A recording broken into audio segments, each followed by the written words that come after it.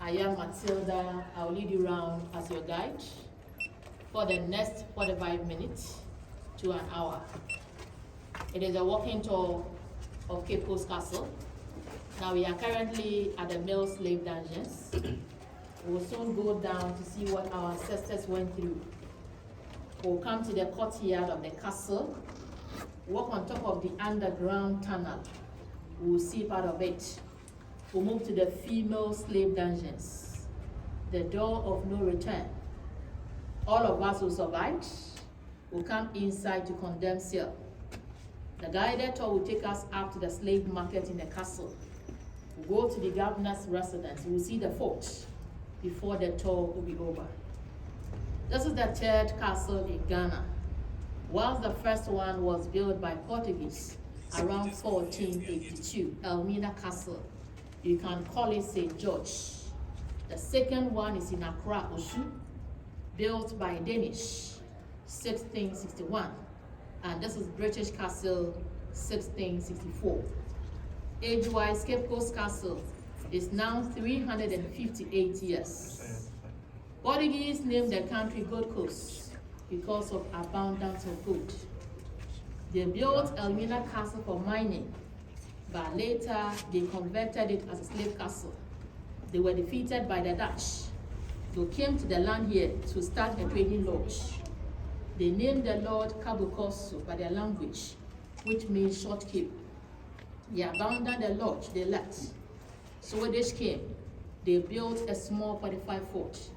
They named the fort Fort Carolusborg after their king around 1653, but the fort changed hands severally. So the Danes occupied the fort, the Dutch before British. Now the castle as it stands now, addition, demolition, it was built over a period of 300 years. Materials used were bent bricks, marble stones, oyster shells, lime powder, but no cement.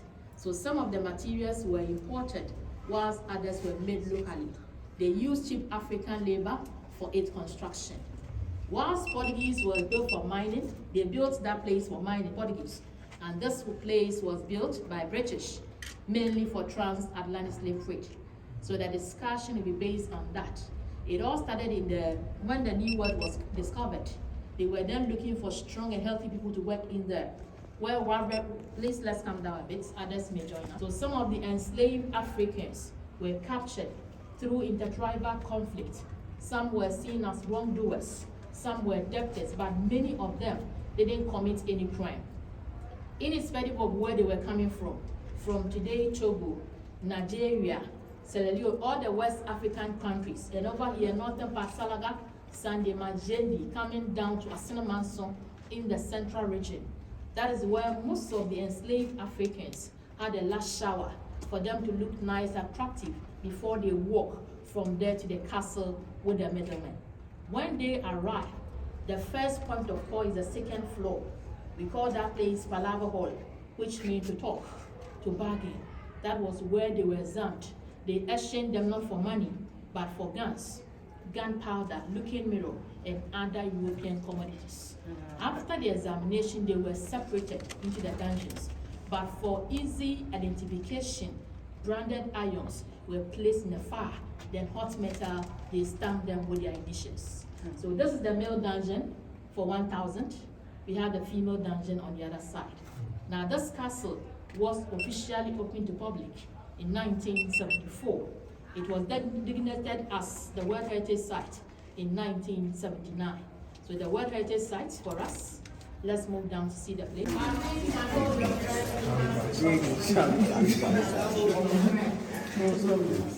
is how the place was.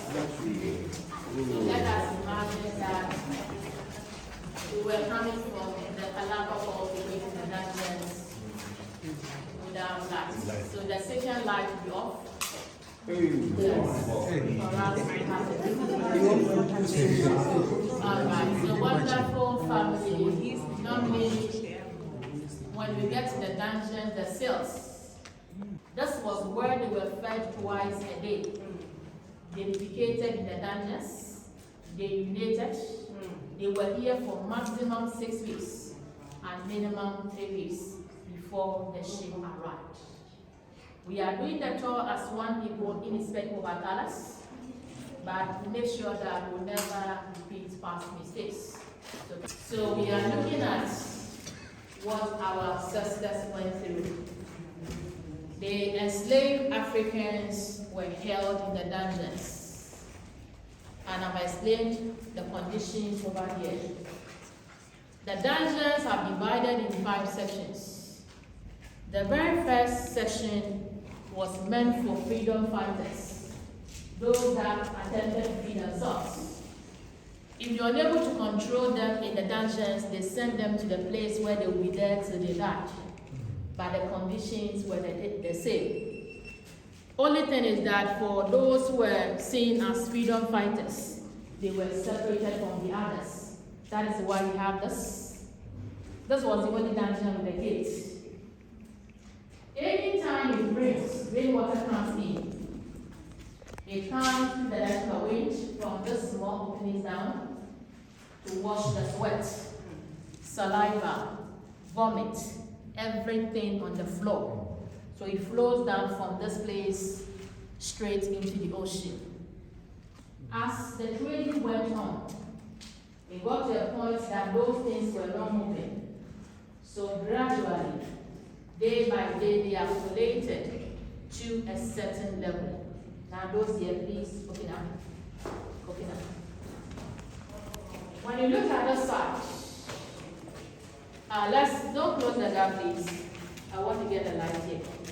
So I am talking about these, I am pointing to this and that. It was mapped by archaeologists from University of Ghana, led by the late Kweku and Quaque. So according to them, where you see those white masks, it happens to be the level of all the accumulated waste. Even up to that level, they were still inside, unless the ship arrived. When the place was excavated, they tested everything. The result is what I'm telling you. They came back to the same place. They dig a hole here. There's a very big hole here where they dumped everything, the feces, everything that was excavated from the first floor. We have it at this point. So now this is the original floor, but the rest is still mixed up with the sweat, saliva, vomit, whatever they left in the dungeons. And we are also under the church, as I said. In front of that same church was the spy hole. It is a place that when officers are there, they can't see through all the 5 sections. But in case of any unusual noise, they will hear the noise through the spy hole. They were all facing difficulties. Number 1 was a language barrier. So we'll continue with that one outside. Now the male dungeons, as I said, was for 1,000. So if you want to divide that 1,000 by 5 sections, a place like this for 200 people at a time. But about 1/3 of them died before the ship arrived. Looking at how they were packed, how they were fed, where they were defecating and everything, a lot of them died.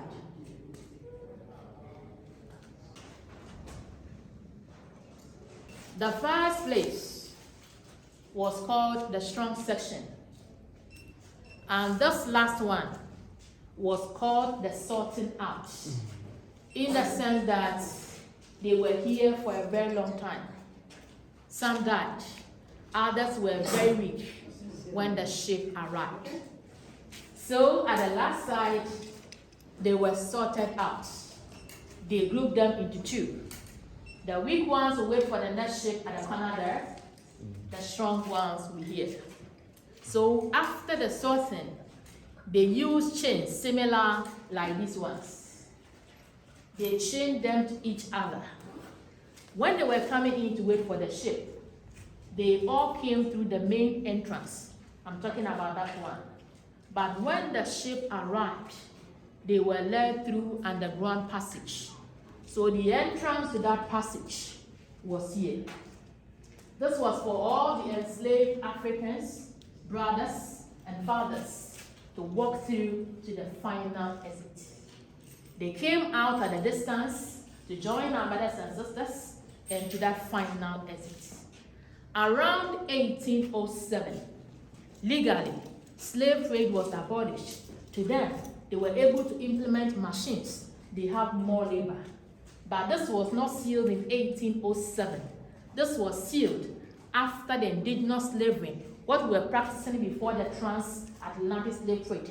So our indigenous slavery was abolished in 1833. 1834 was when Maclean and all the men closed us in 1834. So 1834, this entrance to underground passage was sealed. Now, before introduction of Christianity, our ancestors were not going to church to worship, but they believed there is Almighty God, just that they worship through the Spirit like this.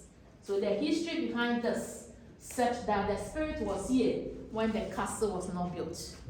At the point that British were going here and there, the Indians were not having access to come and worship here. They performed rituals, they moved the Spirit from here precisely to where we have the Ghana Commercial Bank now. Now, when British left Cape Coast to Accra, they performed the same rituals. They brought the shrine back.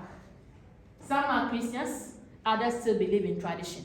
So they still come here for libation, and then whatever they want to do. He's the man in charge of everything. This is Nana Tabir as one of the 77 spirits in Cape Coast. He's a caretaker for everything. And line up here, these are wreaths.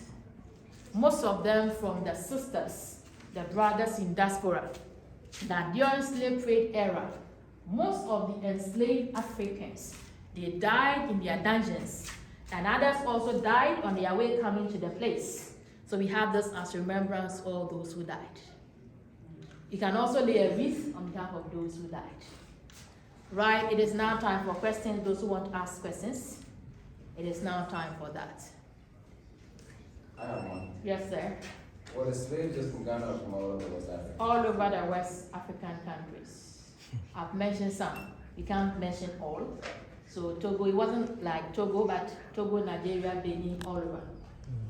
So did you This say was transit point to them. it was the church who started all this stuff? They were Portuguese and other people were Christians. So they started with the trade together with Christianity or whatever they came here to do. Initially, when they came, it wasn't the church for us. So we'll continue with that one outside.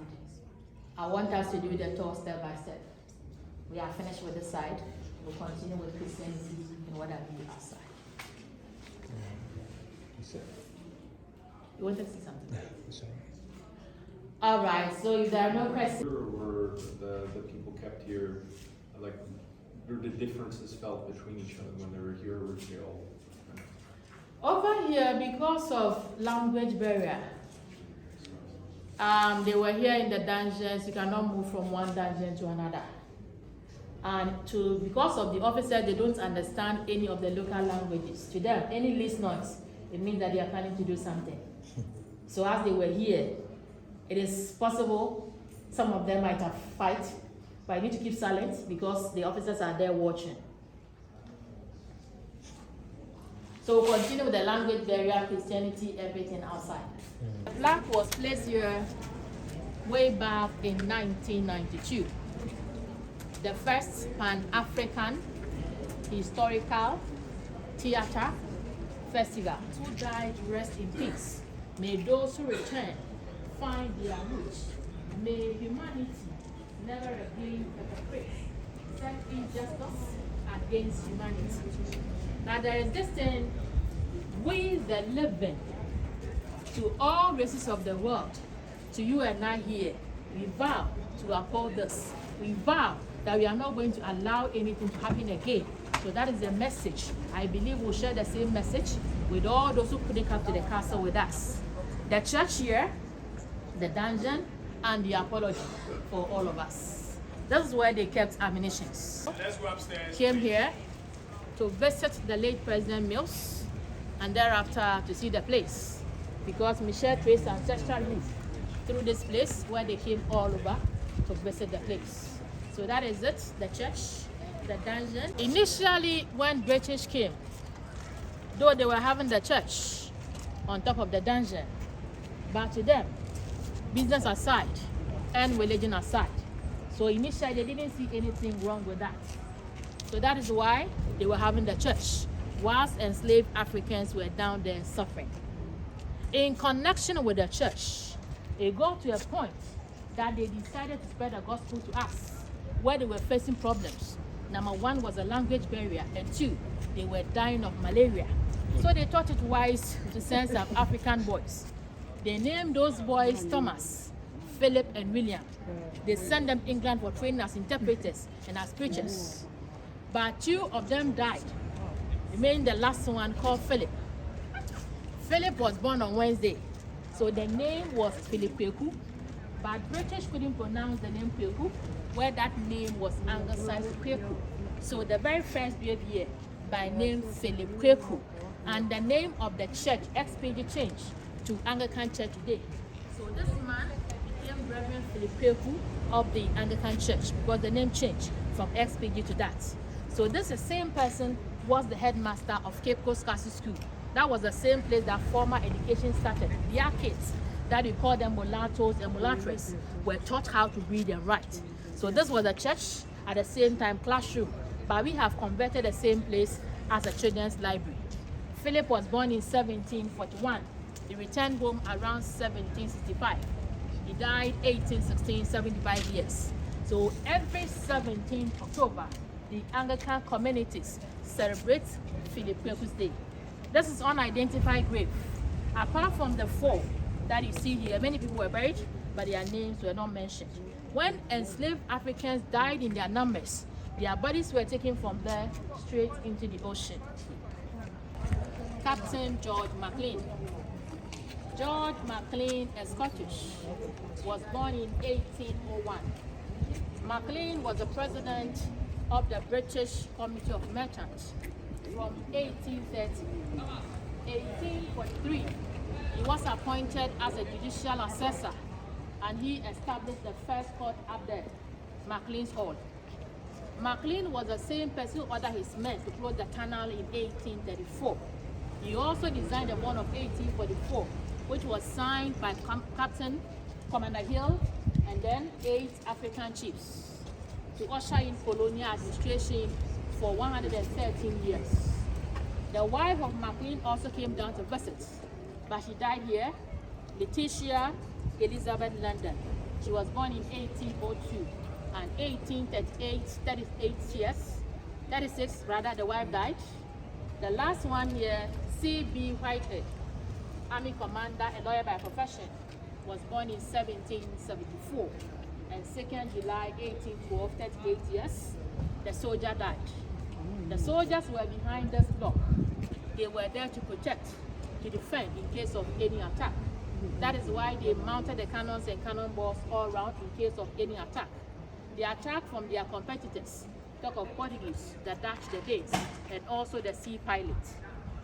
So ammunition is have it there still. Our ancestors went through a lot. So let us also experience it small. Now let's have a look at this. There is water inside. So make sure you don't drop your phone, your stuff, anything. It is very, very deep. It was for storage of rainwater. Rainwater at the time were collected from the small openings to this. Make sure you don't drop yourself, your spares, anything, everything. This is very deep. It is no more rainwater. It is now coming from this, as you see. But it wasn't for drinking. It is now a place that we store water. These are the washroom when there's no water at the washroom. So 18 feet for 1,000 gallons of water each. And there were 4 in the castle, 2 here and 2 there. Down there, no shower for you. Came from the male dungeons. We have experienced the life over there. And the courtyard, we are now on top of the underground tunnel. In the dungeons, I pointed at the place, which happens to be the entrance to underground passage. But around 1834, that entrance was sealed. But we still have this as a continuation of the tunnel to the final exit. Now these cannons, as you are looking at them, they were all movable initially. So when you insert the balls in here, there's an opening here.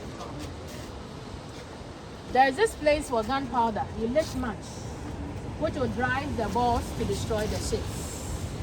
But now they are standstill, but they are still original cannons and cannonballs. No more fight, so we don't use this anymore. To go through the final exits. But because that place was sealed in 1834, that is why we are here, to see the underground passage starting from there. So they entered from where it had been blocked off.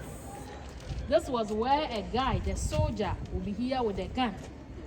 The guide will count to make sure they are up to the number. The brave men were fighting for their rights. That is why they designed a condemned cell. Upon all the conditions, the treatment, the hardship in there, still they were fighting for their rights. The reason being that they don't know why they are here, where they were going and what will happen to them. So some doesn't want to move at all. If you don't want to move with a gun, seeing a gun pointed at you, you're forced to move. So those who want to see, come closer, watch your head, stretch your neck, and look at the, and don't go further, just be here, then look at the underground passage. So watch your head, and then look at the underground passage. This happens to be the exit of the underground passage. They entered from where the shrine is. They were counted over there to make sure they were up to the number. And this was the exit of the tunnel where they came out still with the chains, and to this side. We are heading towards the final exit. But because they were separated, we are going to see where the mothers were held. Mothers were punished. Fathers were punished. Those attempted to run away. Let's look at the first place. We started at the male slave dungeons. We have all witnessed the conditions in there. But to them, they didn't see the dungeons as punishment place enough.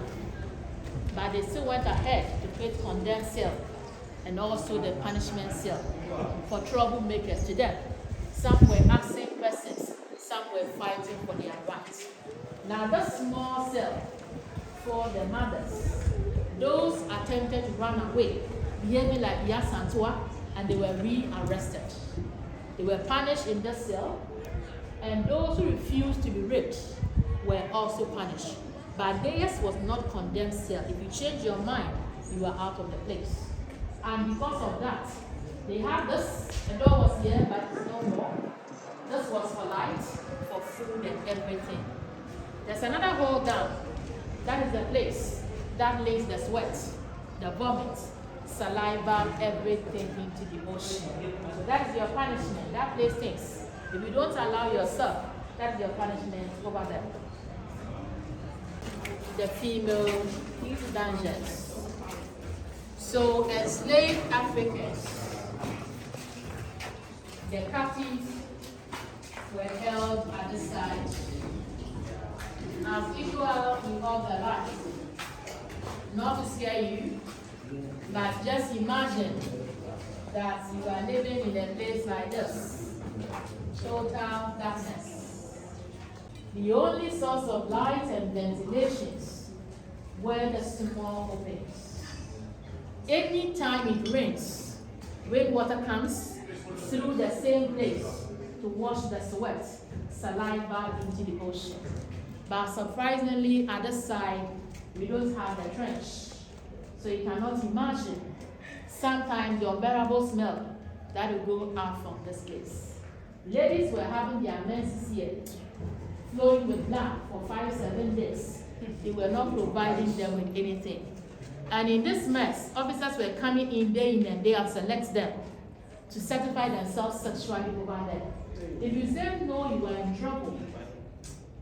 So you change your mind, you continue to be there, the punishment cell.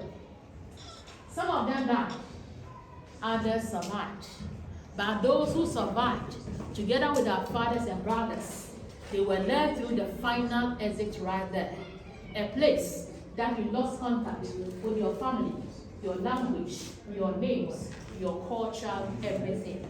So from these two sections, which was designed for 500 people at a time, let's all of us go through the final exit for very, very emotional things. As you see, door of no return. It wasn't a very big door like this that all of us will walk through at a time. Coming from the interior, they were taken tall, and those men were asked to bow before they go through this.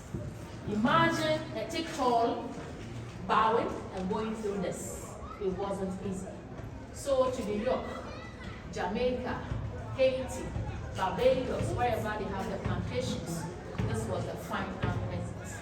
Now let's open this door. After everything was over, this door was enlarged. So please come with me. Let's see the side. At the shore, they made them descend the original staircase.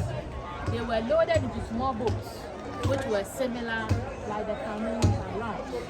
They rearranged them into the shapes over there. As you have been seeing pictures around in the ship, you don't sit, but rather they pack them like that on top of each other.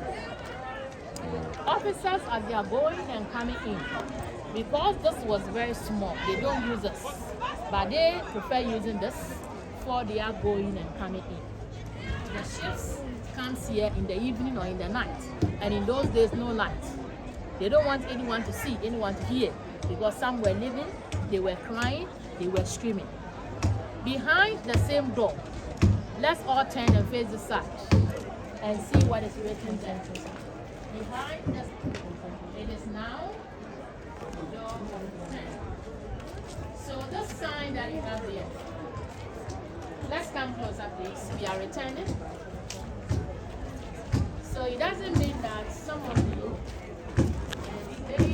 Africans return alive to the place.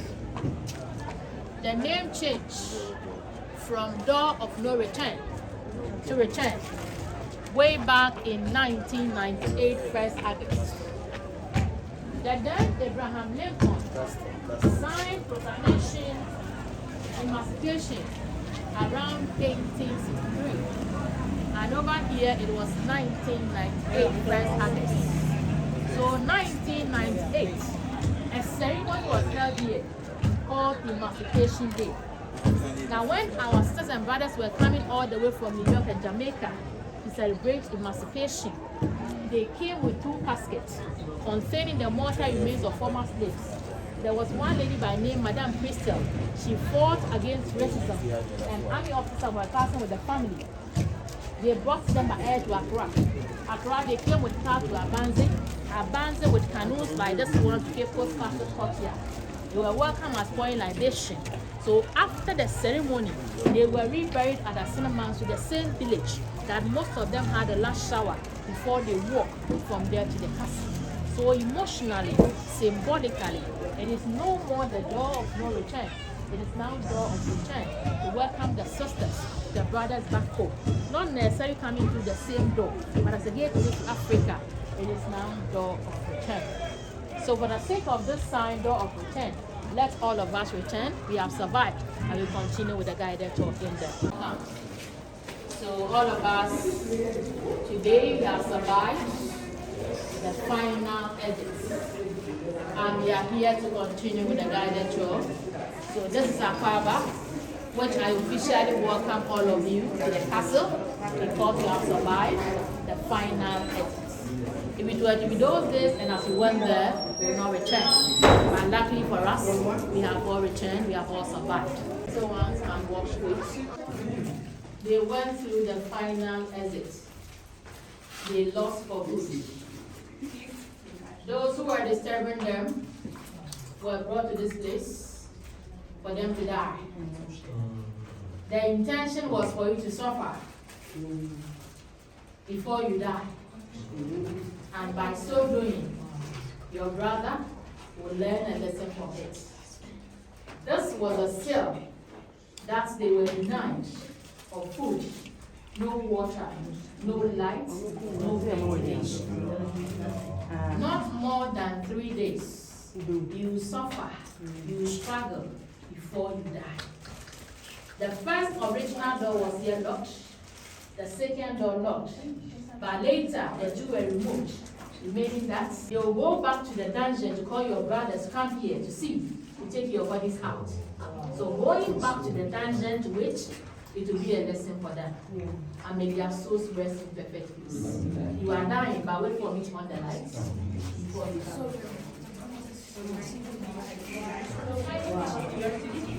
It's a place that this is the most dangerous of all. People suffer before they die.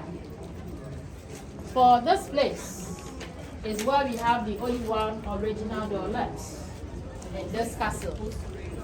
A wood from England called the Hinge One. This is only one original door left. We also have this plaque placed here by the African Genesis Institute. We are the children of those who refuse to die. It is true that in the New World, in the dungeons, not all of them died. Some of them survived. From 1619 to 2019, it marks 400 years of first enslaved ship that landed in Virginia, Jamestown. We celebrated the year of return 2019. It was very massive. So we have their names here. The children of those who refused to die, some of them, we have their names. All these were storehouses where they store gunpowder and those commodities for the exchange. Where the smallest one, like this, was converted as condemned cell. It is not a church. We are now at the market. This is negotiate. After the negotiation, they will go down to select the enslaved Africans into the dungeons. It was the same palaver hall to usher in colonial administration for 113 years. This is now a conference room. Original doors and windows are no more. These things, all of them, they are new, but the space is still the same. They send a signal through the lights and flag. So signals were sent from there. The same signals were received through the small opening right there. Officers here, let's go to governor's bedroom. It's uncomparable. It is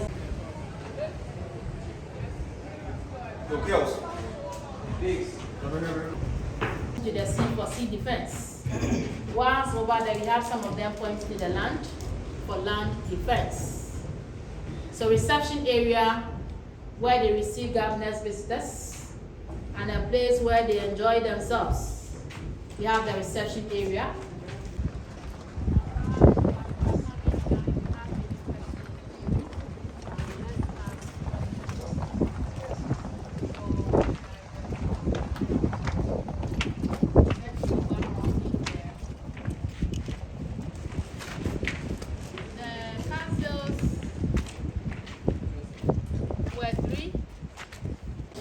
As a classroom, and it is now children's library.